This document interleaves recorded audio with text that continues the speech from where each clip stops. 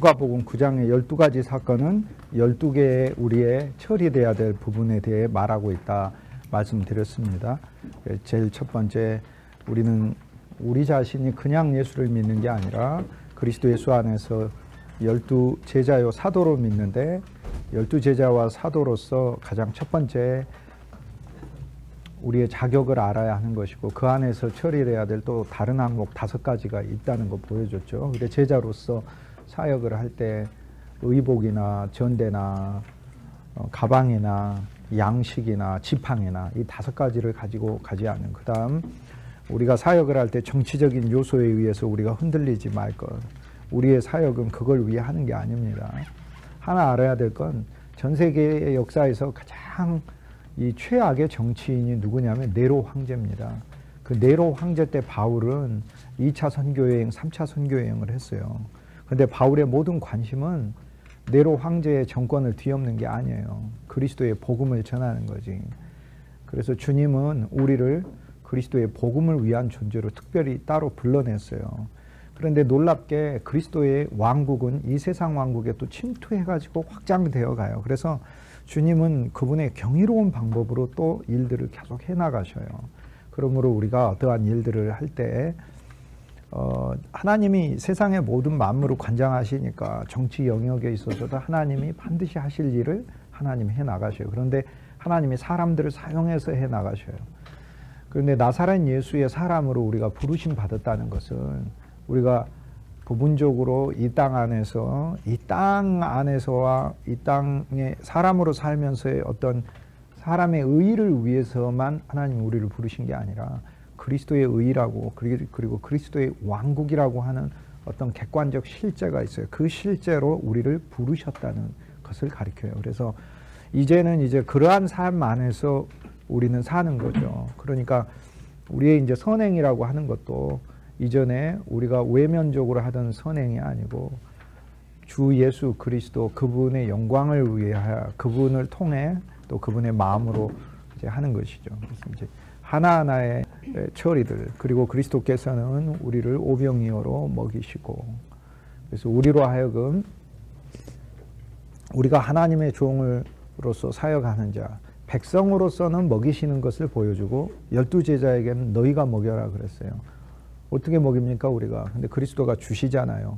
축복하고 우리 손에다가 주시잖아요. 그래서 저와 여러분이 가진 어떤 지식이든지 그리스도가 축복해 주시기를 구하고 그리스도께 드리고, 그리고 그것을 그리스도께 다시 돌려받아 나누어 주는데, 나누어 주는 비전이 한 개인이 아니라 여기서 50 은혜의 공동체를 보지 않습니까? 그래서 우리의 사역이 이제 우리 개인을 위한 것이 아니라, 하나님은 내 일생을 살면서 하나님의 우주적인 그 집을 위한 존재로 나를 부르셨구나 하는 거죠. 그 부르셨다는 말은 참 거기 있는 데서 있지 말고 이렇게 나오라고 한 거잖아요. 그러니까 우리가 부르심 받았다는 거를 생각해 봤을 때는 너무 감사한 것 같아요. 그러니까 세상에서 우리를 부르셨죠. 1차 부르셨죠. 그 다음에 저와 여러분에게는 이제 하나님의 일로 부르셨어요. 우리는 사람들을 상담하는 그 일로 하나님 부르신 거예요. 그냥 상담하는 사람이 되는 게 아니에요. 내가 상담사가 돼야지가 아니고 하나님이 나를 상담사로 부르셨다는 거예요. 하나님이 나를 사역자로 부르셨다는 거죠. 그러니까 불렀다는 이야기는 내 계획과 내 생각에 따른 일을 하는 사람이 아니고, 하나님이 불렀다고 하면은 하나님이 가진 그 계획에 따라 하는 걸 말하지 않습니까? 그래서 저는 요즘 부르심이라는 말을 제가 10대 때 주님 일을 준비하면서 생각해 본 거를 40년은 더 지나서야 그게 무슨 의미인가라는 게 어렴풋이 조금씩 잡히는 것 같아요. 그래서 어떤 하나님 날 부르셨다는 거를 보면 제가 어느 상황에 매여 있는다는 것 자체가 불순종하는 거더라고요. 예를 들어 내가 절망에 매여 있는다는 것 자체가 불순종하는 거잖아요. 하나님 날 불렀으니까. 부른 거잖아요. 그렇게. 불러냈으니까. 그래서 또 공부로 저와 여러분을 부르셨잖아요. 그래서 공부로 부르셨기 때문에 공부하는 일에 신실하시고 성실하셔야 되죠. 그리고 하나님께서 우리 모두를 그리스도의 한 몸으로 부르시고 그리스도 안으로 부르셨잖아요. 그러니까 이제 우리 일은 그리스도의 비밀을 더 알아가는 일이다 라는 게 이제 우리의 일이 되겠죠. 우리는 전하는 자로서만 그리스도를 전하는 게 아니고 우리는 나 자신을 위해서도 그리스도가 없으면 살 수가 없는 겁니다. 그러니까 내 몸 안에, 내 육체 안에 절망이 살아있고 염려가 살아있고 그리고 죄가 살아있죠. 죄는 하나님을 불신하는 거역의 본성을 죄라고 하는 게 이게 살아있어요. 그런데 다만 우리가 외적인 고난이 좀 없을 때는 염려와 절망이 여기 그대로 있다가 조금만 어려워지면 여기서 튀어나와가지고 우리를 장악해 버리잖아요. 우리의 믿음은 약하지, 내 육체 안에 있는 어그러진 본성은 강하지.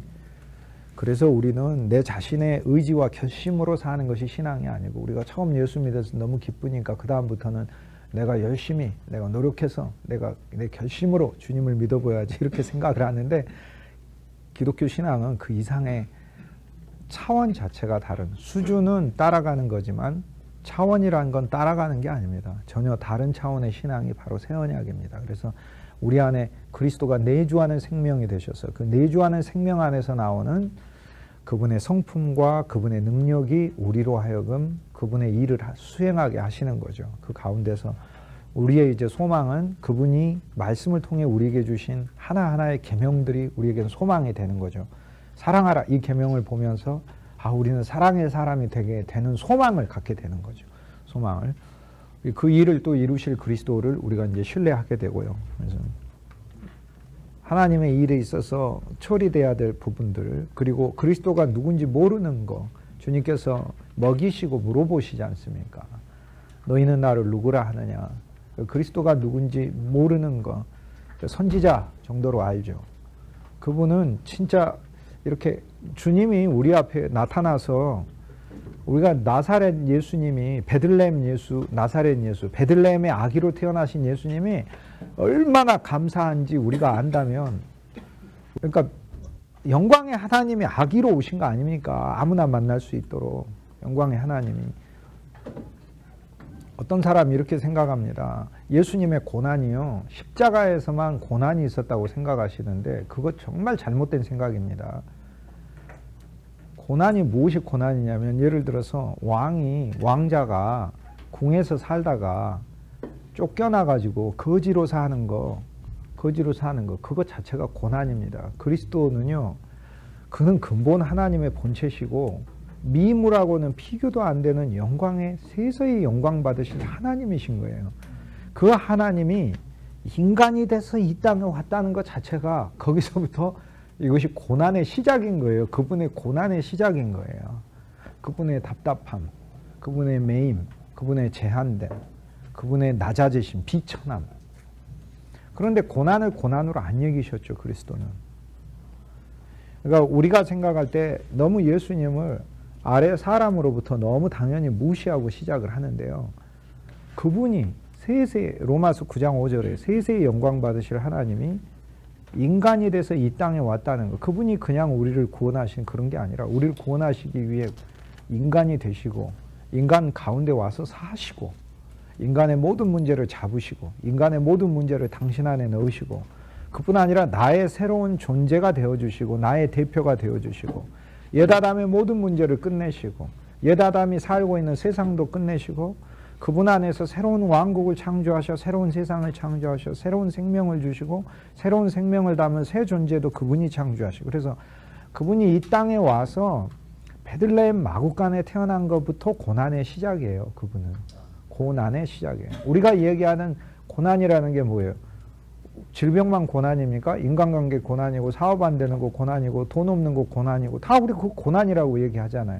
어렸을 때 고난이 너무 많아. 생각해보면 너무나 찢어지게 어려운 형편의 가난한 집에서 자랐다. 그 가난이 우리를 얼마나 사람을 모멸감에 빠지게 합니까? 우리 다 체험해 봐서 알잖아요. 없을 때 그 너무나 그 비통한 그 마음들, 더구나 자녀가 있고 가족이 있고 했었을 때 이렇게 저렇게 하지도 못하고 나의 무능함이 느껴지는, 그게요, 그리스도께서 그러셨어요. 그리스도께서. 왜냐하면 그분은 만물을 소유하고 계시지만 9장 맨 마지막에 보면 인자는 머리 둘 곳이 없도다, 그렇게 말씀하셔요. 그래서 사실 한 면에서 그분은 정말로 왕궁에서 사실 이상의 존재이신데 아버지의 뜻이 마구간에서 태어나고 나사렛에서 사시고 가난한 자들과 함께 거하시는 게 아버지의 뜻이었기 때문에 아버지의 뜻에 순종하여 가난의 삶을 사신 거죠. 그러니까 우리가 고난이라고 얘기할 때 뭐를 고난이라고 그래요? 가난을 고난이라고 하지 않습니까? 그러니까 그리스도는 계속해서 고난의 삶을 사신 거예요. 우리가 고난이라고 얘기할 때 집안 형편이 출신이 낮은 걸 얘기하지 않습니까? 그런데 그렇게 그리스도도 마찬가지죠. 근데 예수님은 차이가 있죠. 그 어머니 마리아와 요셉은 가난했지만은 그러나 다윗의 후손이었잖아요. 뭘 가리키죠? 약속의 가문이라는 뜻 아닙니까? 그리고 하나님을 믿는 믿음의 사람이라는 거잖아요. 그러니까 벌써 그리스도께서는 이 땅에 출생하시면서 우리가 고난이다 가난이다 이렇게 이야기하는 것들을 어떻게 극복할 수 있는지 방법을 보여주시죠. 믿음, 약속의 가문. 그것이 진짜 복이고 그것으로 그리스도는 일생 사신 거죠. 그래서 십자가에서 당하신 고난 이것만 생각하는데 그렇지 않아요. 그리스도는 일생 모든 것이 그분에게는 고난이셨어요. 그것이 그리스도의 고난입니다. 삶 전체가 세세의 영광 받으실 하나님이 우리가 생각하고 이해하는 차원 이상의 존재로 하나이신 하나님이 3차원적 언어로 봤을 때 아버지, 아들, 성령이지 3차원을 뛰어넘는 차원이 다른 언어에서는 한 하나님이 하나님은 한 분이신 줄 알지 못하는 한 하나님이 이 땅에 와서 육신을 입고 나사렛에 와서 내 동네에 와서 우리 집에서 지금 내 마음에서 내 삶에서 같이 살고 계시니까 같이 있는 사람이 그냥 만만하다 보니까 우리가 예수님을 무시하는 거지 실제 우리 눈을 띄어서 보면 영광의 그리스도인 거죠. 영광의 그리스도. 성경에서 제일 우스운 게 누가복음 11장에 가면은 예수님의 바리새이 신앙을 이제 뽑아내려고 그러거든요. 우리로부터. 지금 여기에서 이제 율법사 신앙을 10장에서 한번 경고하시고 11장에서 이제 뽑아내요. 그거를 뽑아냅니다. 뽑아내는데 거기서 우리가 어떤 식으로 반응하는지를 보여줘요. 11장 35절인가 뭐 그럴 거예요. 거기에 율법사가 뭐라고 얘기하냐면 선생께서 이리 말씀하시면 우리를 모욕함이니이다 이렇게 얘기를 해요. 자기를 모욕한대 예수님이. 물론 모르니까 한 말이지만 우리도 비슷합니다. 왜 그렇습니까? 하나님과 인간의 존재는요. 진짜 솔직히 이야기하면 만물을 창조하신 하나님이 그 앞에 인간이란 벌어지도 못한 존재예요. 솔직히. 너 지렁이 같은 야구 봐도 굉장히 하나님이 사실 높여서 불러준 말이에요. 이 미임을 점 티끌도 안 되는 게 우리거든요. 근데 예수님한테 날 모욕했다고 그러고 생각했어요. 날 모욕했다고. 그러니까 누가 누구를 모욕하는지를 모르는 거예요. 누가 누구를 모욕하는지를 모르는 게 우리들의 거예요. 누가 누구를 모욕하는지를 모르는 거죠. 내가 예수님을 모욕하는지를 모르는 거죠. 우리가 세세의 영광 받으시기에 합당하신 하나님이라고 얘기하잖아요. 진짜 그 말을 곰곰이 봐야 되는데 우리가 10,000개 입이 있다 할지라도 이 입 다 가지고 주를 다 찬송하겠네라고 우리가 얘기를 하는데 10,000개 입 가지고 주를 다 찬송해도 주를 찬송하는 찬송의 분량에 부족해요. 그만큼 그분의 영광은 커요. 우리가 입을 10,000개를 가지고 찬송해도 부족해요. 그분의 영광은 커요. 그래서 바다를 먹물로 삼고 하늘을 두루마리 삼고 영어 원문 가사는 하늘을 두루마리 삼고 바다를 먹물로 삼고 온 세계 나무를 붓으로 삼고 온 세계 인간들을 필사자로 삼아도 그 크신 하나님의 사랑을 다 쓸 수 없겠네 이렇게 이제 되는 거죠. 그러니까 이 청교도 신앙의 핵심이 Excellency of Christ, 그리스도의 영광이에요. 우리 안에 와 있는 그리스도의 영광은 나의 영광이에요. 왜냐하면 내가 그리스도 안에서 새로운 존재이기 때문에 얼마나 놀라운 보물을 내가 가졌는가. 그러니까 예수님을 너무 무시하는 것 같아요. 설교에서도 예수님을 아주 무시해요. 설교에서도. 그리스도가 들어가 있지 않습니다. 그리스도를 전하지 않습니다. 그러니까 본인이 유대교로 잘못 알고 있는 거죠. 그리스도인임에도 불구하고. 그리고 그뿐 아니라 율법을 전하죠. 모든 법칙은, 모든 계명은 그리스도 예수를 통하여 우리 속에서 그분이 우리를 통하여 그리고 우리는 그분을 통하여 성취하는. 그러면 어떤 계명도 그리스도 없이는 안 돼요. 내 이웃을 사랑하라. 모든 율법은 그리스도가 먼저 성취해야 돼요. 내 이웃을 사랑하라가 아니라 내 이웃을 내 몸처럼 사랑하라요. 내 이웃을 모든 율법은 그리스도가 먼저 성취하는 거예요. 온 인간 중에서 그리스도보다 먼저 율법을 성취하는 것은 있을 수가 없어요. 왜냐하면 하나님이 율법을 주실 때 하나님의 숨은 계획과 경륜은 이 모든 율법의 계명은 우주적인 한 존재, 모든 인간을 대표하는 그 한 존재만이 오로지 완벽하게 지킬 수 있고 그분이 지킨 그 공로를 우리의 공로로 우리 것으로 삼아주신다고 하셨기 때문에 모든 율법은 실은 인간은 지킬 수가 없고 실패하는 것이고요. 하나님은 마음과 목숨과 뜻과 정성을 다해 사랑하라는 건 실패할 수밖에 없어요. 우리는. 그런데 그리스도가 와서 그 계명을 성취하시는 33년 동안. 그래서 예수님은 십자가의 제물만 되시기에 오신 게 절대 아니에요. 십자가의 제물 되시기에 오셨다면 베들레헴 마구간에서 태어나자마자 바로 십자가에 헤롯이 붙들려가지고 못 박아버리면 돼요. 그게 아니라 33년의 율법의 성취를 하셔야 되기 때문에 그리고 그 공로를 우리의 공로로 삼아주셔야 되기 때문에 그래서 이 기도가 이제 칼빈주의 신앙에서 나온 기도인데 우리 공로가 아니라 주의 공로 힘입어 기도합니다. 이렇게 하는 그 기도의 문맥이 그렇게 돼요. 바로 그 의미예요. 그리스도 그분의 33년의 율법을 성취를 하시고 내 이웃을 내 몸처럼 사랑하라. 요거는요 그리스도가 성취 반드시 하셔야 돼요. 그리스도가 나를 내 몸처럼 사랑하고 계시는 거예요. 지금도. 그래서 주님은 본인이 하는 일을 우리한테 명령하시지 본인이 안 하는 일을 결코 우리에게 명령하시지 않아요. 본인이 우리에게 자기를 몸을 사랑하듯이 우리를 사랑하시니까 우리 보고 내 이웃을 내 몸과 같이 사랑하라고 얘기를 하며 그런데 우리는 거기서 이제 이렇게 대답해야 돼요. 그건 예수님이니까 그렇게 하지 내가 어떻게 얘기합니까? 그게 정답이에요. 맞습니다. 그러므로 우리 안에 내 옛 생명으로 믿는 것도 아니고 옛 생명으로 사랑도 안 돼요. 분노가 불끈불끈 솟아오를 뿐이에요. 그런데 우리 안에 온 새로운 생명이신 그리스도, 새로운 생명 안에서 그리스도를 더 발견하고 만나는 게 예수님이 정말로 우리에게 말씀해 주고 싶었던 거예요. 그래서 예수님이 와서 내가 이런 멋진 삶을 살았고 좀 이상해 보이고 신비해 보이는 삶을 살았으니 너희가 나 한번 따라서 살아봐라.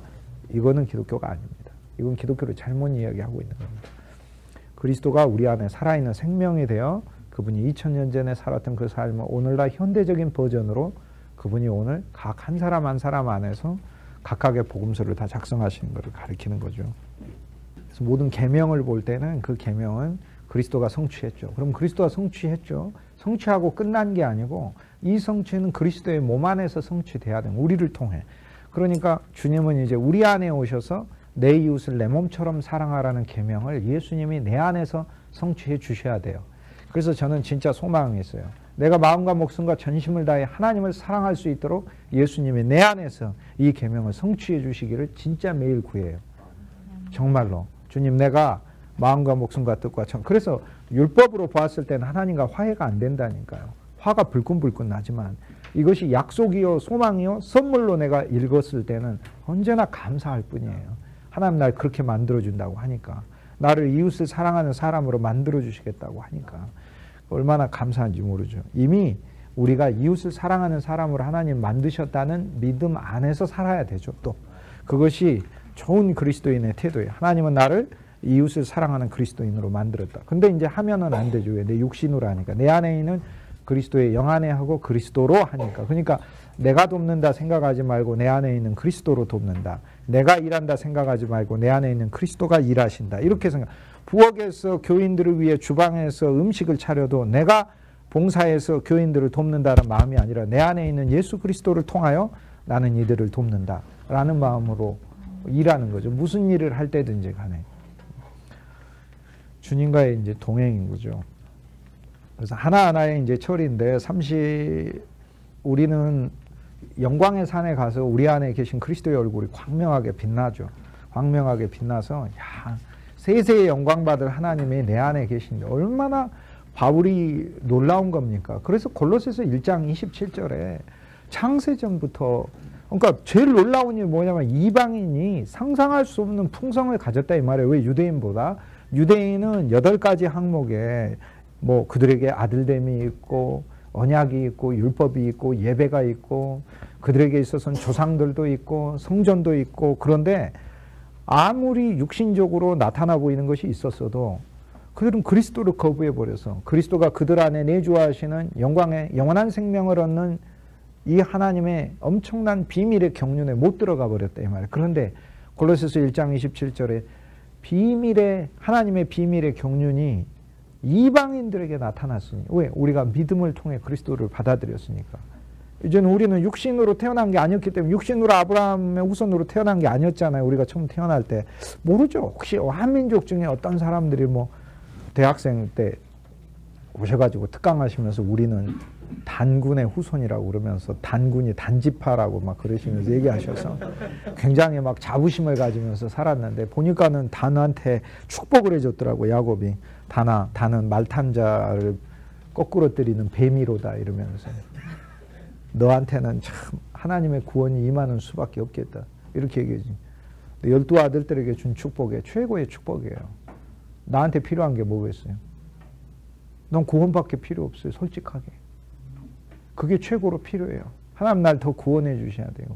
사도행전 16장에 그 역사적인 장에 천안하고 똑같은 도시인 빌립보, 2등급 크기의 도시잖아요. 로마 제국에서 빌립보는.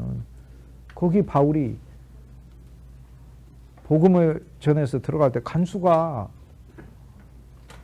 물은 질문 아닙니까? 내가 무엇을 하여야 구원을 얻으리까? 얼마나 우주적이고 위대한 질문이야. 내가 무엇을 하여야 구원을 얻으리까? 내가 무엇을 하여야? 주 예수 위에 믿으라. 그렇게 하죠. 얼마나 감사해요. 주 예수 위에 믿으라. 단에게 해준 축복은 온 인류가 단 한 사람도 비껴갈 수가 없는 축복이에요. 우리 자신으로 살면 내 힘과 노력으로 믿는다 하더라도 말탄자이신 그리스도를 넘어뜨리는 자가 되고 발 뒤꿈치를 물어서 주님을 회방하는 자가 될 수밖에 없지만, 나는 여호와의 구원을 기다. 그래서 주님이 나를 더 구출해 주셔요. 내 자신에서 더 구출해 줘. 내 생각에서 구출해 줘. 나의 사고에서 구출해 줘. 나의 지식에서 구출해 주셔. 그래서 그리스도의 일로 더 오게 하시는 것이죠. 오늘은 이제 후반부의 6번째 처리, 우리 안에 있는 그리스도의 단순히 우리가 그리스도가 누군지 몰랐던 것을 처리해서 주님은 그분이 누군지 명백하게 알게 하시고, 그 다음 7번째 우리 안에 있는 처리, 우리 자신이 너무 작은 자라는, 우리 속에 있는 열등의식과 어려서부터 상처 입고 어그러져 있는 그 아이의 처리, 그 아이의 처리를 주님이 하시죠. 그리스도 안에서 이 아들은 처리된 겁니다. 그러므로 단순히 상담할 때 어떤 한 사람이 그 사람 안에서의 어린 시절의 상처 이 정도만이 아니에요. 여기 나와 있는 6가지 증상이 있어요. 이 증상이 그리스도 예수를 통하여 치료받는 거예요.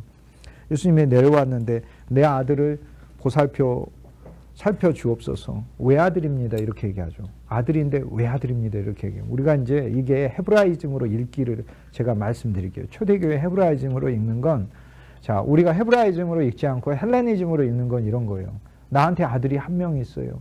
그런데 내가 이 아들이 없으면 농사는 누가 짓습니까? 이 아들이 없으면 내가 어떻게 나라는 존재가 삽니까? 이 얘기예요. 로마인식으로 이야기하면 나한테 아들이 있어요. 나는 아들이 없다면은 난 사실상 인생이 성공한 게 아니에요. 이런 거예요.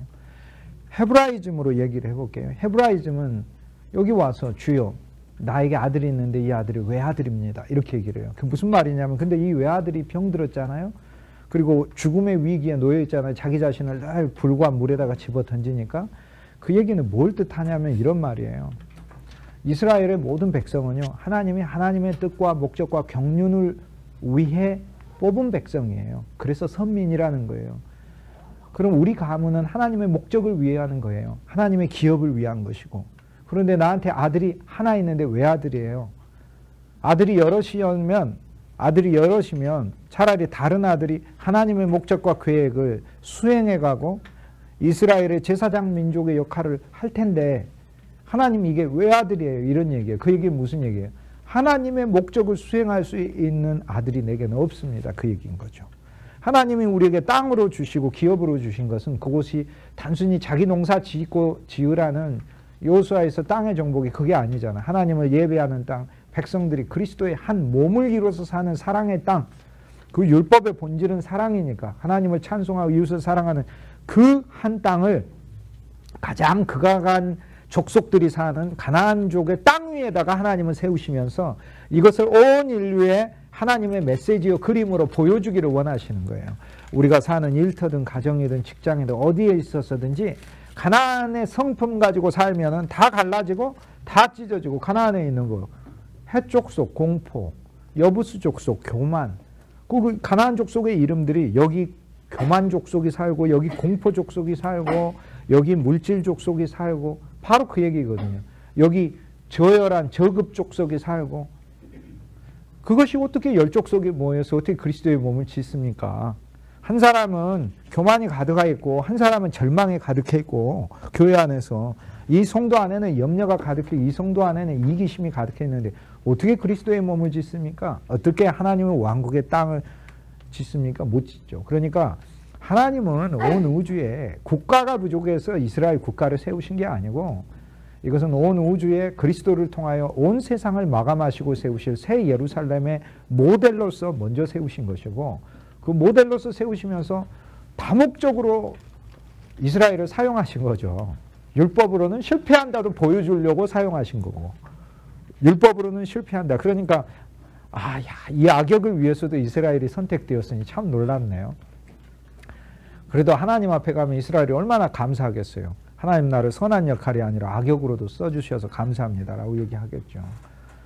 아버지에게 외아들밖에 없습니다. 헤브라이즘에 있어서는 조상 대대로 하나님의 왕국을 이루어야 될 땅을 물질적으로 보면 이 땅을 상속받았으나 이 땅을 유업으로 바칠 자가 없으니 이 땅에서 나는 소산으로 하나님께 제사 드릴 자가 없습니다. 하나님을 찬송할 아들이 우리 가문에서 끊어지게 생겼습니다. 이게 헤브라이즘으로 읽는 것이다. 그 얘기입니다. 그러니까 단지 내가 자식이 없어서 불쌍해서 이게 아니에요. 여기에서 성경이 말하는 우리에게 한 아들 이렇게 얘기를 할 때 그것은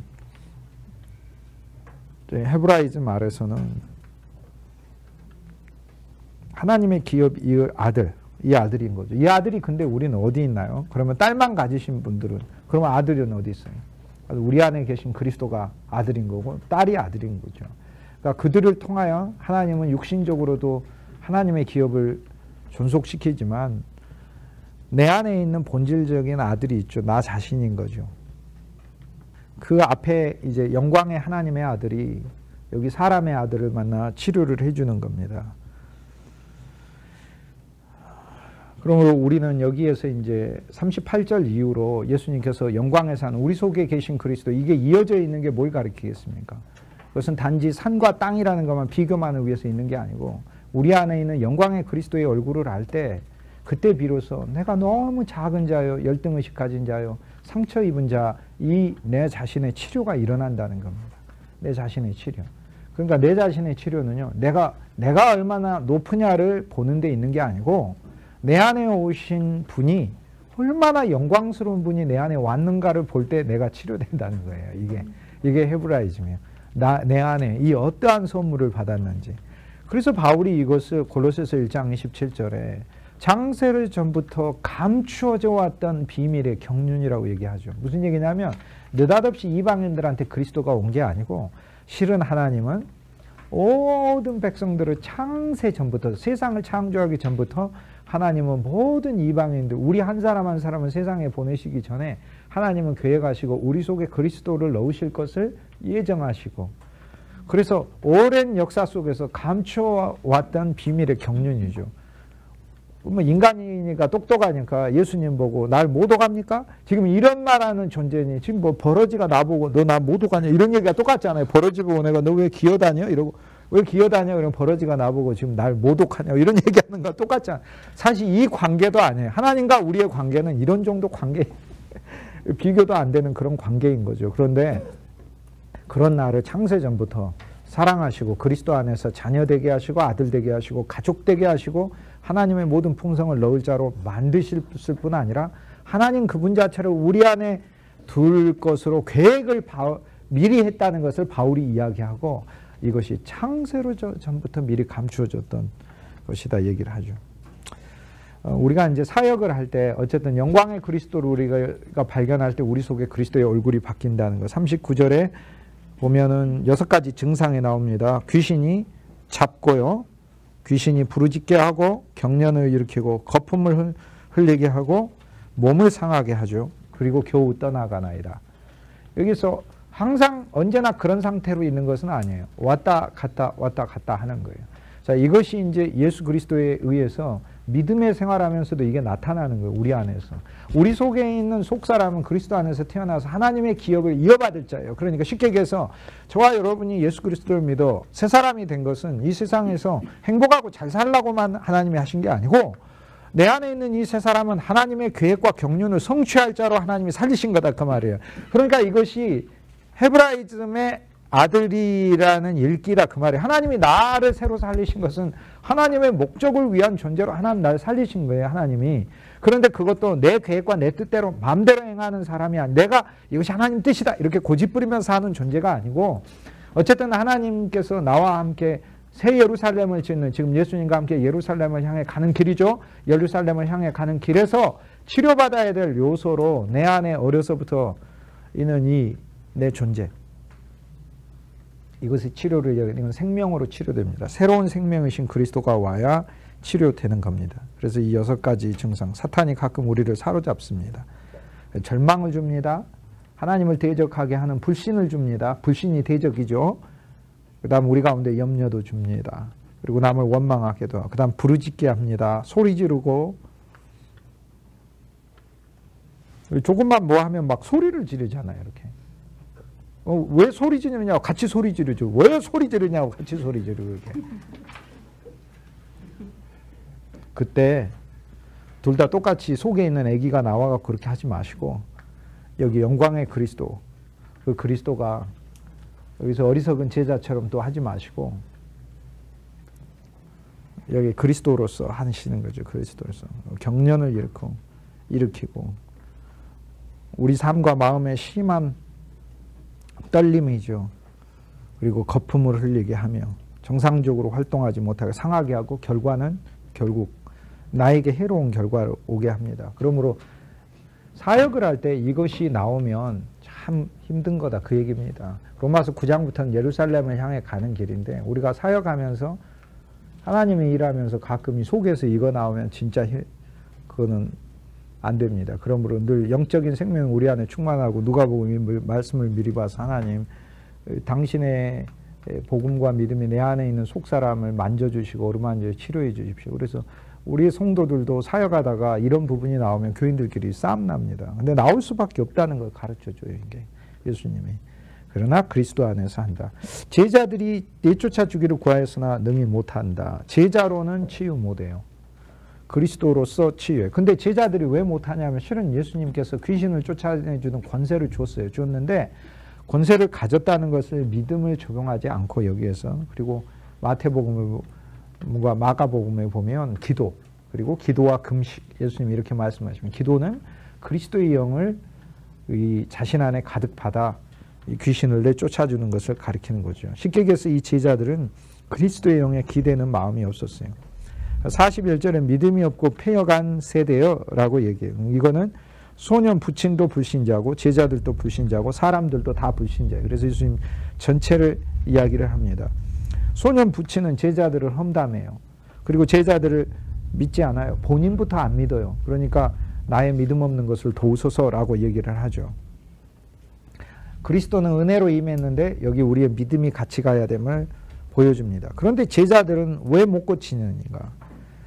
9장 처음 시작할 때 주님은 분명히 제자들에게 병 고치는 권세를 주었다고 했고 나가서도 고치기도 했었어요. 그런데 여기서 왜 못 고치는가? 이것은 스승을 떠나 제자 혼자 할 수가 없어요. 그러니까 기도로 고치는 거예요. 주님이 산에 있으면 산에 계시면 제자들이 기도를 통해 그리스도의 영과 제자들의 영이 하나 돼서 고치는 거죠.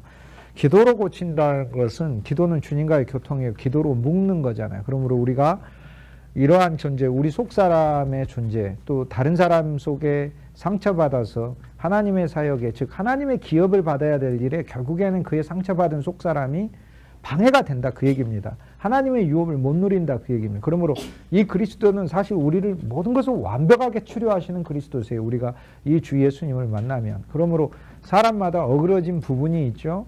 그리스도를 점점 우리 속에 가지면 가질수록 그 사람은 아름다워지고 멋있어지고 그 사람은 참으로 얼굴에서 광명한 빛이 나오게 되고 예수님 안에만 오직 완전하고 우주적인 인성이 있기 때문에 그리스도를 더 얻어가면서 우리는 참 사람의 모습이 우리를 통해 점점 나타나게 되고 우리 속에도 쌓여가게 되는 것이죠. 그러니까 그냥 만나면 옛 아담끼리 만나면요 좀 하면 다 이상한 사람이에요. 다 이상해요. 그런데 그리스도 안에서 그리스도의 생명을 갖게 되고 그리스도를 알게 되면서 그리스도라는 한 언어를 말하게 되고 그리스도라는 한 믿음을 갖게 되며 그리스도의 생명이 우리 속에서 예수님의 성품 그리고 하나님에게 있는 하나님의 속성과 하나님의 본질을 우리 속에다 주면서 의와 평강과 거룩과 온전을 주고 참 사람이신 예수 그리스도 안에 있는 겸손과 온유함과 그리고 담대함과 그리고 무엇도 두려워하지도 않고 부러워하지도 않고 사물을 명백하게 그리스도의 사랑 안에서 행동하셨던 그 아름다운 삶의 모습과 마음이 우리 속에 예수 그리스도를 통하여 그분이 우리 속에 조성해 주시는 거죠. 결국에 우리가 예수님을 믿는다라는 말은 예수님이 우리를 이러한 존재로 이끌어 주신다라는 것을 믿는 것이죠. 지지난주에 제가 웨슬레 설교 여러분과 함께 보았지 않습니까? 우리 믿음 그냥 하나님을 믿는 믿음이 아니라고요. 실은 제자들 믿음도 아니라고요. 웨슬레 회심하고 첫 번째 설교 보셨잖아요. 우리의 믿음은 그리스도를 믿는 믿음이라고요. 그리스도 그분이 우리의 생명이 되시고 그리스도 그분이 우리의 의가 되시고 그리스도 그분이 우리의 지혜가 되시는 것을 그러니까 나는 지혜가 아니라는 거죠. 그리스도 그분이 지혜이신 거니까 나는 지혜가 아니다. 기도의 교통 우리는 내 안에 있는 부분이 왜 가끔 이렇게 나오는 거 그거는 우리 안에 기도가 사실상 주님과의 영적인 교통에 대한 기도가 우리가 충분치 못하기 때문에 그래요. 그리고 그 기도를 할 때 우리 자신이 이제 이 다음 말씀에 주님 말씀하시는 게 있어요. 너희의 귀 안에다가 이 말을 예수님 치료해 주시고 나서 뭐라고 얘기하시면 이 사건 일어나자마자 예수님이 치료해 주시고 나서 너희의 귀 안으로 쉽게 얘기하면 예수님이 이런 식으로 얘기했어요. 좀 막대게 얘기하면 야 네 귓구녕 안으로 귓구멍 안으로 이 말씀을 아예 베어놓도록 해라. 인자가 예루살렘에 올라가 사람들의 손에 건네지리라 이렇게 얘기해요. 인자가 쉽게 얘기해서 우리의 기도는 내 자신이 그리스도 예수와 연합하여 내 옛 존재가 끝난 것을 그리스도 앞에 늘 기도하고 구하고 자기 자신을 부인하고 주님 내 자체의 생각과 계획 이것을 늘 주님 앞에 부인하고 내 안에 있는 그리스도를 늘 인정하고 그러니까 이게 우리가 해야 될 기도라는 것을 가르쳐 줍니다. 그러므로 우리는 이제 우리의 사역이 우리뿐만 아니라 새 예루살렘을 향해 가는 길에 우리의 사역은 상처받고 어두움에 있고 또 울고 있고 경련을 일으키고 있는 그 많은 단순히 울고만 있는 게 아니에요. 내 안에 우는 아이가 있으면 내 안에 이를 가는 아이도 있어요. 그런데 이 이를 가는 아이도 그리스도의 복음에 의해서 치료가 돼요. 그런데 내적인 생명이 흘러감으로 치료가 된다. 또 그걸 위하여 내 자신도 하나님 앞에 늘 기도함으로 나아가는 존재가 돼야 된다. 이렇게 얘기를 하죠. 그래서 주님께서 이 기업물을 자를 치료해 주시는 거예요. 그러므로 우리는 우리 속에 있는 새 존재가 하나님의 기업을 받을 자, 예수 그리스도 안에 풍성을 누릴 자, 하나님의 사역에 참여하여 하나님의 경륜을 이룰 자로 하나님이 나를 살리셨다는 것. 그래서 단순히 여기에 한 아들이 아프다라는 것, 한 아들이 아픈 한 집안에서 그냥 아들이 외아들이 있는데 그 외아들이 병들었으니 그거는 헬라인의 아픔이고 로마인의 아픔이에요. 여기서는 유대인 아들의 아픔이에요. 유대인 아들은 의미와 목적이 다르고 우리는 참 유대인이기 때문에 우리 역시 우리에게 있는 이 외아들의 아픔은 그 한 인간의 존재의 그 고통만을 가리키는 게 아니라 하나님의 목적이 나를 통해 성취돼야 되는데 성취되지 못하게 되는 그 비극을 가리키는 거예요. 그건 뭐가 더 비극? 내가 아픈 게 비극이 아니에요. 하나님은 우리를 통해서 전부 다 하나님이 성취하셔야 될 목적이 있는데 그게 성취되지 못한 것이 더 큰 비극이에요. 아담과 하와가 선악과를 먹은 게 비극이에요. 아담과 하와가 선악과를 먹은 것보다 더 큰 비극이 있어요.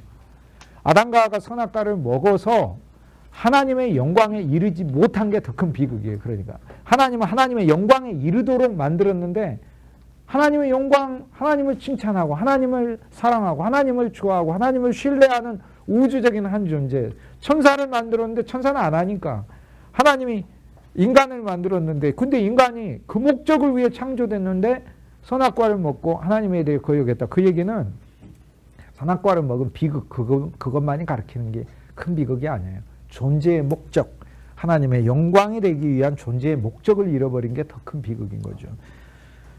예수님께서 귀신을 꾸짖었어요. 여기서 더러운 귀신을 꾸짖어 42절에 아이가 아니라 더러운 귀신을 꾸짖었어요.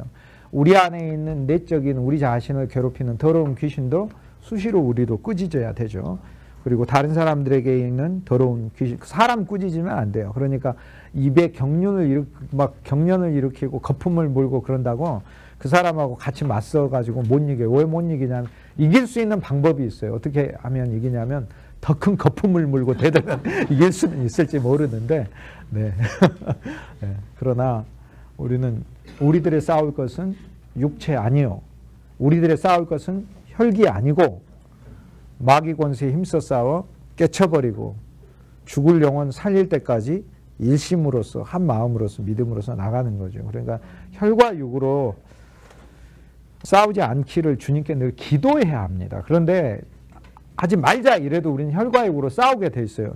근데 이제 금방금방 그 부끄러운 모습을 보여주시니까 그나마 감사할 뿐이고, 혈과 육으로 싸우지 않고 그리스도 안에서 주님이 우리에게 더 영적인 싸움이라는 걸 보여주시기를 주께 소망하는 거죠. 어쨌든 더러운 귀신은 꾸짖고 아이를 낫게 하시고 그 아버지에게 도로 주셨다. 이렇게 얘기를 합니다. 여기에 보면 예수님의 사역이 9장에 보면 별의별 사람 다 등장하죠. 우리의 사역이 얼마나 다양한가를 실은 예수님이 가르쳐줘요. 12제자를 뽑고 보냈어요. 보냈는데 맨 처음 만난 사람은 누구예요? 헤롯이에요. 헤롯. 왕. 그런데 7번째, 12개 사건 중에 7번째에서는 누구 만나요? 귀신 들려서 입에 거품 무는 아이가 나와요. 헤롯도 어렵고요. 아이도 어려워요. 다 어려워요. 사역해보세요. 다 어렵습니다. 이거는 쉽고 저거는 쉽고 안 그렇습니다. 다 어렵습니다. 그런데 그리스도 안에서는 다 어려운 게 아닙니다. 그리스도께 맡기면 다 쉬운 겁니다. 누가에는 우리는 왜 못 쫓아냈습니까? 라는 질문이 없어요. 마태와 마가에는 있는데 근데 왜 누가복음은 없는가? 이제 그거를 이제 병행 연구라고 부릅니다. 병행하면서 본문을 병행하면서 누가는 긍휼이 복음서의 초점입니다. 긍휼이 여기는 거예요. 그래서 제자들을 가급적인, 마가복음은 그리스도 안에서 우리가 철저히 처리되어야 될 레위기와 같은 복음이에요. 그렇기 때문에 우리 인간의 어리석음과 무지가 계속해서 드러나지만 누가의 경우는 우리를 그렇게 처참한 상태로 놓고 그렇게 제자들을 그렇게 보지 않습니다. 제자들에 대해서 긍휼의 시각으로 보기 때문에. 그리고 바울의 그 영향을 받은 누가가 저술을 했기 때문에 예수님의 제자들에 대하여 존중하고 존경하는 마음 아래서 복음서를 써나간 것을 볼 수가 있습니다. 그 흐름들이 우리가 볼 수 있는 거죠. 그리고는 44절에 이 사건이 끝나자마자 예수님 뭐라고 얘기하시면 너희 귀 안으로 이 말씀을 담아두라. 사람의 아들이 인자죠. 사람의 아들이 사람들의 손안으로 넘겨지리라. 여기 사람의 아들을 고치셨잖아요. 누가요? 사람의 아들이. 사람의 아들이 사람의 아들을 고쳤어요. 아버지 아들이 사람의 아들이잖아요. 그러니까 그 아들의 고쳐짐은 쉽게 얘기해서 우리 속에 있는 아들의 고쳐짐은 우리에게 그럼 어떻게 진짜 적용돼서 내가 내 자신의 내 자아가 치료받을까? 여기에서 이 내 자아가 너무 낮은 아이고 너무 저급한 내 자신이 이게 어떻게 치료받을까? 그런데 십자가에 대해서 맨 첫 번째 대제사장 장로들 그 다음에 서기관들에게 넘겨져 죽음으로써 전통과 종교와 율법을 끝내시는 십자가에 대해 얘기한다면 여기서는 사람의 아들이 사람의 손에 넘겨져 죽는 것이죠. 그러므로 우리 속에 있는 모든 우리 존재를 그리스도 예수께서 옛사람을 종결하시는 존재로 귀신 들린 아이도 사람의 아들로서 참 사람의 아들에게 연합하여 그 본성이 넘겨질 때 치료받는 거예요. 모든 치료는 그리스도의 십자가를 통과하면서 고쳐지는 것이니까요.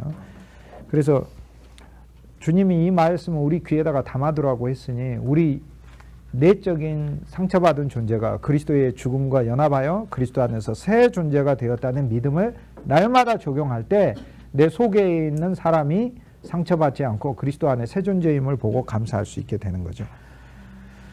9장 45절에 이 말씀을 알지 못하니 깨닫지 못하고 숨긴 바 되어서 알지 못하죠. 그러나 말씀을 묻기도 두려워하는데 여기서 말씀은 로고스이고 레마이고 속에 깨닫는 말씀인데 십자가가 능력이기 때문에 십자가가 우리 속에 와서 능력으로 체험되기까지는 이 말씀의 본질의 의미를 사람들이 알 수가 없어서 그래서 영 안에서 깨닫게 돼 있어요. 그러므로 우리가 주 예수님을 우리 속에 믿으면서 점점 나아가게 되면 그리스도 예수께서 우리 속에 새로운 존재를 치료하시고 고치신 것을 깨닫게 됩니다. 그래서 주님이 그렇게 얘기를 하십니다.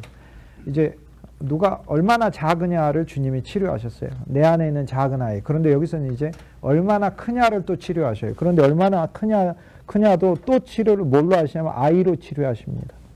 얼마나 크냐. 그래서 복음서의 말씀은 굉장히 신비해요. 내 안에 있는 아이도 치료하시는데 내 안에 있는 아주 교만한 본성도 뭘로 치료하시냐면 아이로 치료하셔요.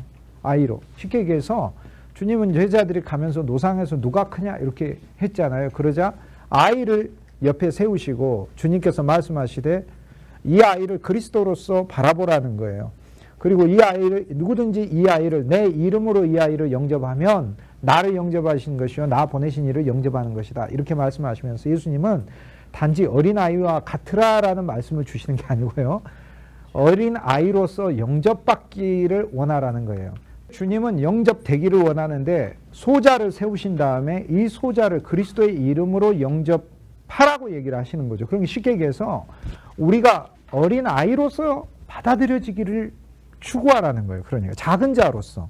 그런데 우리는 사역 안 돼서 큰 자로 받아들여지기를 사람들과의 관계에서 큰 자로 받아들여지기를 원하는 거죠.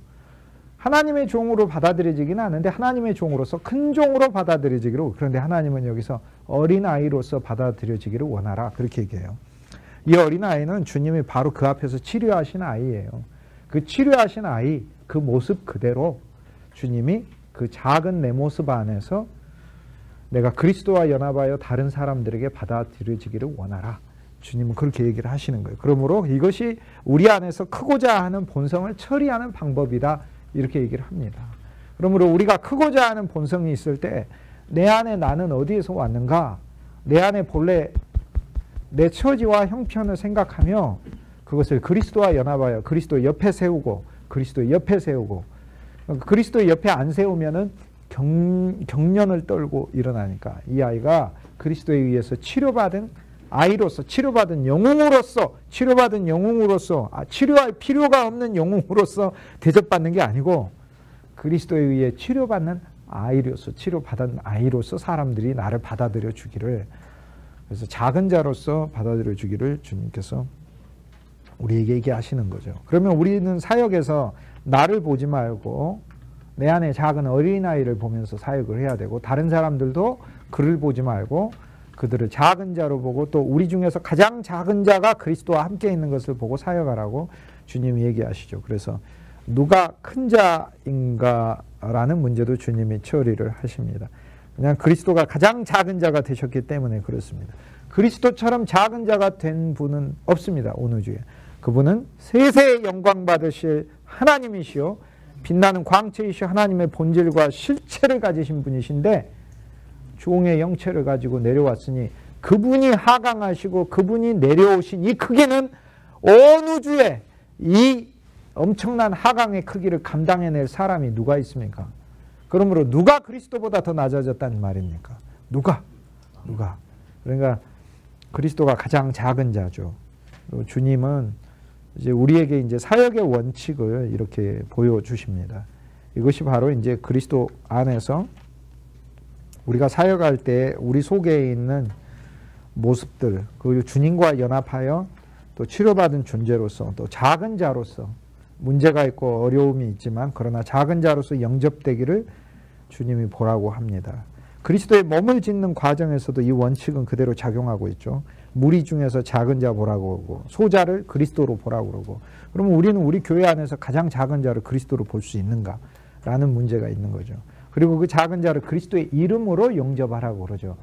그리스도의 이름 위에 영접하는 거 이름으로가 아니라 이름 위에입니다. 원문은 에피예요. 여기도 위에 에피예요. 근데 이름으로와 이름 위에는 약간 달라요. 이름으로 영접하는 건 내가 그리스도의 마음을 가지고 이 사람을 영접한다는 뜻이고요. 그 사람을 그리스도의 이름 위에 영접하라는 건 그 사람을 그리스도로 보고 영접하라는 거죠. 우리는 누가복음 9장에서 더 높은 차원의 예수 그리스도의 몸을 보는 눈을 보게 됩니다. 그 다음 49절에 보면은 불관용하는 게 있어요. 우리 속에. 나하고 생각이 틀리면 무조건 잘라버리고. 그래서 교회에서도 가끔 목사님 그런 분들 있어요. 생각이 틀리면 떠나라고 그래요. 생각이 틀린데 왜 떠나야 하죠. 그냥 생각이 틀려도 주님 안에서 하나이니까 같이 서로 사랑하면서 신앙생활 합시다 이래야지. 생각이 틀리면 떠나라고 하면 누가 남습니까?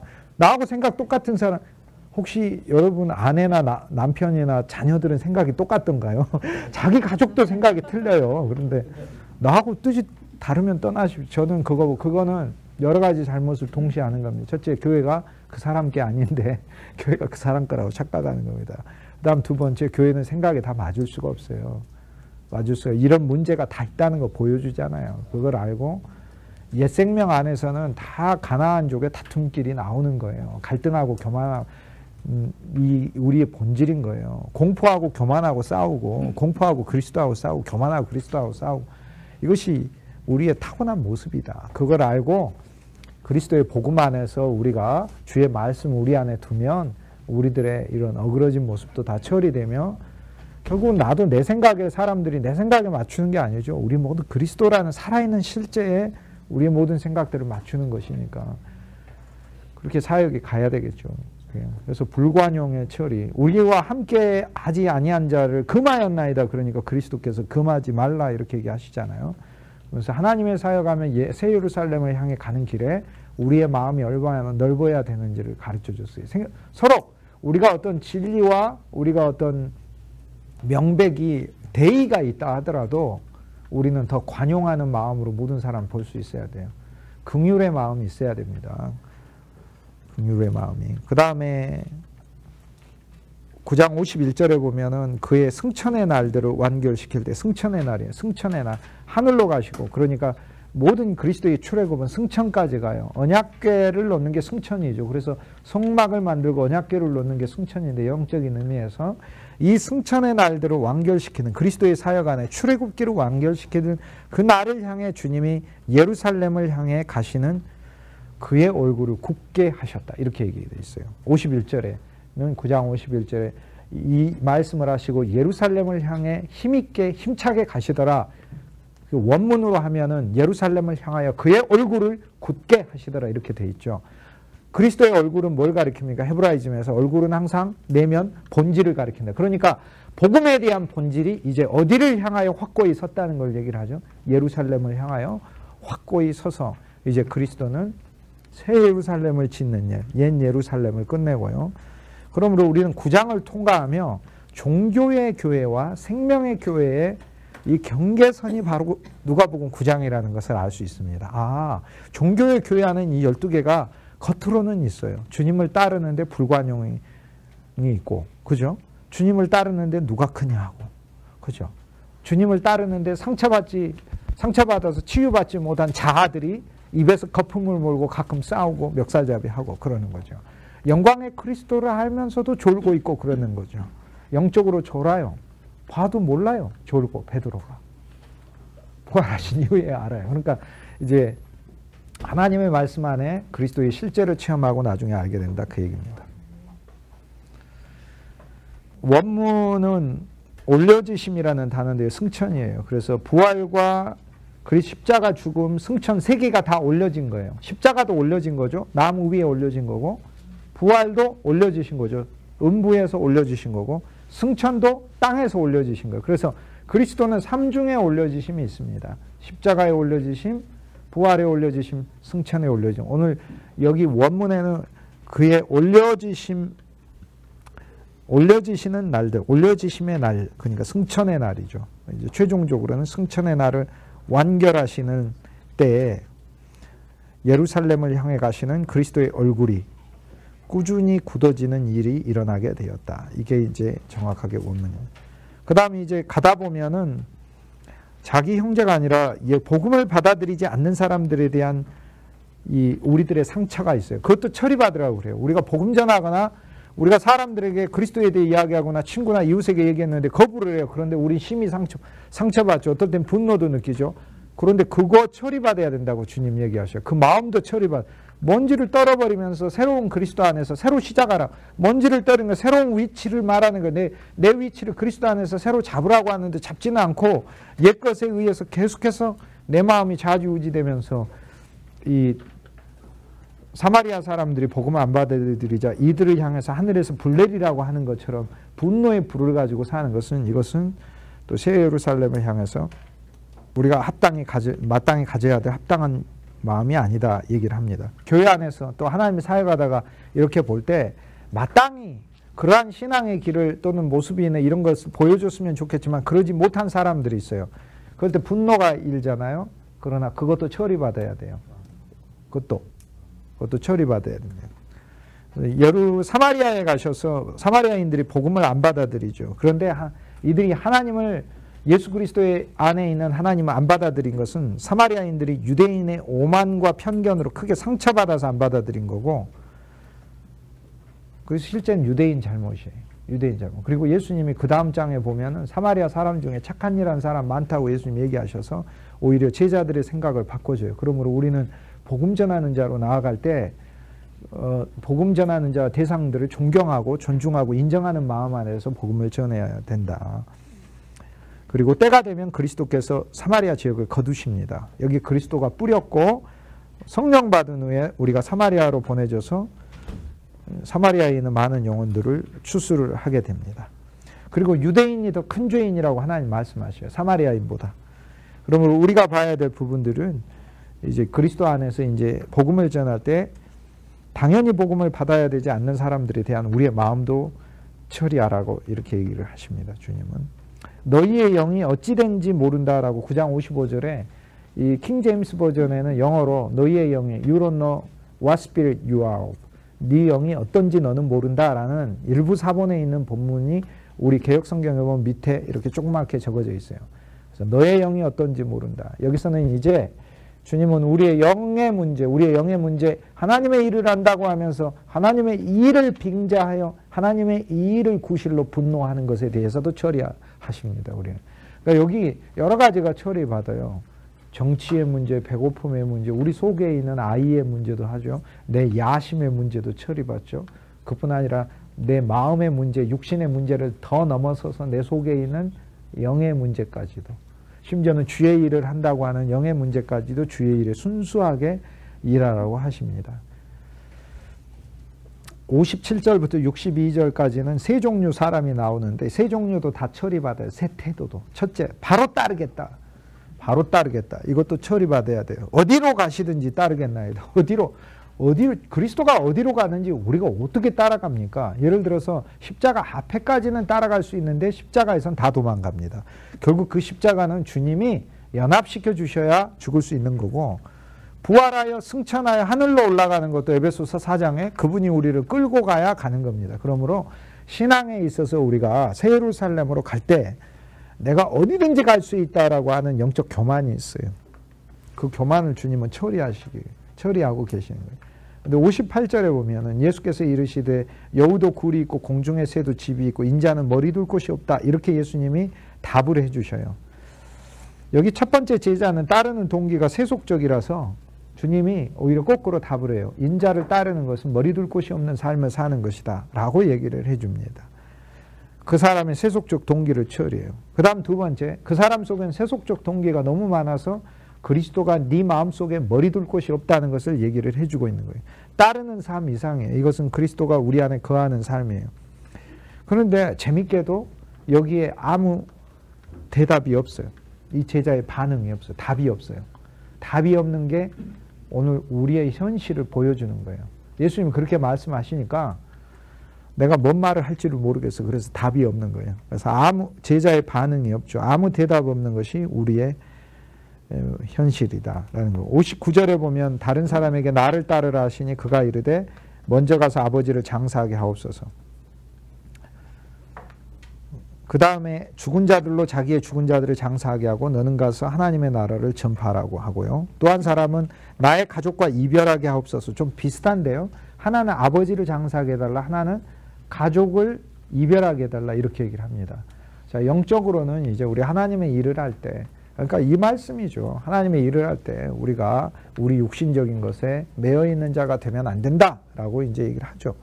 명백히 맞는 말씀이에요. 그런데 더 깊게 들어가 보면 우리 아버지는 나의 타고난 본 출생이잖아요. 이것에 대한 처리는 그리스도 예수께서 하신다는 것을 가르쳐줘요. 그러므로 우리는 장사 지내야 될 어떤 일이 있다면 그건 우리가 스스로 장사 지내고 하나님의 일을 하는 게 아니에요. 그건 하나님이 알아서 장사 지내게 하시는 거예요. 가끔 우리가 하나님의 일을 하라고 그러면 저는 이런 성품이 있어서 못합니다. 저는 이래서 못합니다. 저는 약해서 못합니다. 이래요. 그 아버지가 여전히 살아있어가지고 아버지가 살아있어서 나는 하나님의 일에 부적하고 합니다. 그래요. 그런데 주님이 죽은 자가 죽은 자를 처리하게 하신대요. 그러므로 나의 그런 모습도 그리스도께서 죽은 자들을 통하여 죽은 자이신 그분이 알아서 처리하시는 거예요. 그러면 우리의 어그러진 모습이 있다 하더라도 우리는 그냥 그리스도를 쫓는 것이다 라고 얘기를 하는 겁니다. 나의 가족들과 이별하게 하고, 자, 우리는 주님의 일을 할 때 여기에 우리의 가족, 무슨 이제 혼자 사신 분도 계시니까 그럼 뭐 여기 나하고 상관없겠네 이 귀족. 그게 아니라 여기 나의 가족이라고 부르는 것은 내가 좋아하고 사랑하는 그리스도 아닌 어떤 요소들을 가리킵니다. 그 요소들과의 이별이에요. 그런데 그 이별하고 쫓겠다 그러니까 예수님이 이별하고 쫓지 말고 일단 나를 따르면서 그것과의 이별이 있어지게 된다 이렇게 얘기를 해요. 우리는 무엇을 내가 다 끊고 주를 만나겠다 이렇게 하는데 안 끊어져요. 아무리 해도. 그리고 그리스도를 만나서 끊는 거지 혼자서 끊고 그리스도를 가는 것은 아닙니다. 주님께서 쟁기를 손에 잡고 뒤를 돌아보지 말라 하셨어요. 하나님 나라는 쟁기를 잡고 앞을 향해 가는 것이다. 우리는 하나님 나라의 밭을 가는 자죠. 이제 그래서 우리는 소처럼 또 쟁기를 잡은 사람처럼 우리는 하나님 나라의 밭을 가는 자가 돼서 앞으로 나아가는데 여기서 주님께서 말씀의 밭, 우리 마음의 밭, 교회의 털을 가하는 자로 우리를 사용하셨는데 뒤를 보지 말라 이렇게 얘기를 하셨어요. 자, 뒤는 우리의 과거이고 우리의 부끄러움이기도 하고 물론 보기는 하죠. 보지 말라고 해도 우리 늘 봐지니까. 그렇지만 볼 때마다 주님 앞에 우리 모습을 내어놓고 그 자리에 한탄하고 절망하고 좌절하고 낙담해서 빠져 있는 게 아니라 다시 돌이켜서 그리스도를 보면서 나가는 것이다. 이것이 바로 누가복음 9장의 12가지의 모습이고 이 12가지의 모습 아래서 오늘 하나님의 교회와 하나님의 사역자들이 조성되기를 원하신다. 이제 9장까지의 이야기였습니다.